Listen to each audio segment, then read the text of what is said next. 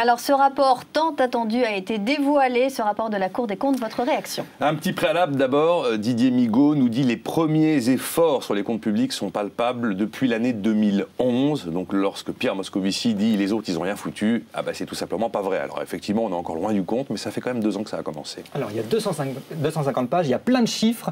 Quels chiffres vous retenez?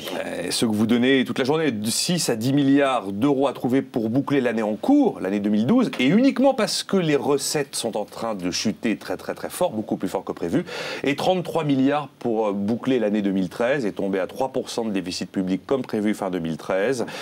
Ça veut dire que ces 33 milliards, c'est si on a 1% de croissance. Si on avait moins de 1%, il faudrait plus d'argent évidemment. Alors que préconise la Cour des comptes, Nicolas? Vous avez 3 messages à retenir véritablement. D'abord, la situation financière est très préoccupante, nous dit Didier Migaud. Il faut à tout prix respecter notre promesse de retour à l'équilibre des comptes publics et au moindre écart, la dette de la France sera attaquée sur les marchés. Après, vous avez 2 solutions. D'abord, un freinage historique sans précédent, dit Didier Migaud, sur l'ensemble de la dépense publique, État, hôpital et collectivités territoriales, qui sont les 3 composantes de la fonction publique, et puis évidemment des hausses d'impôts. Alors sur les dépenses, que faudrait-il faire d'après la Cour des comptes? Primo, on stabilise la masse salariale de la fonction publique en valeur. Ça veut dire que la facture de la fonction publique ne doit absolument plus augmenter. Pour ça, c'est le gel du salaire des fonctionnaires, 30 000 postes en moins de fonctionnaires tous les ans, et également le gel des primes des fonctionnaires, les primes d'avancement des fonctionnaires.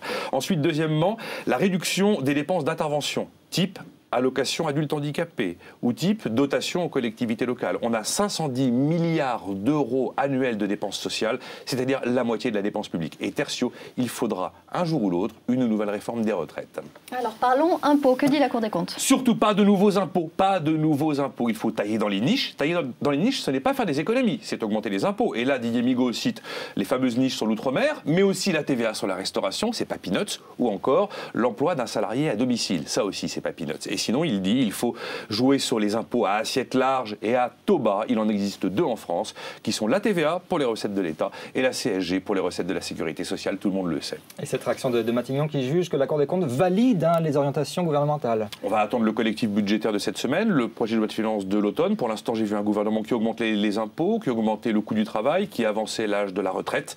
On va voir après. Il est clair qu'on a eu Fillon 1, Fillon 2. On aura un Fillon 3 ou un Hérault 1. C'est comme vous voulez. On suivra ça avec vous, bien sûr. Merci, Nicolas Dose.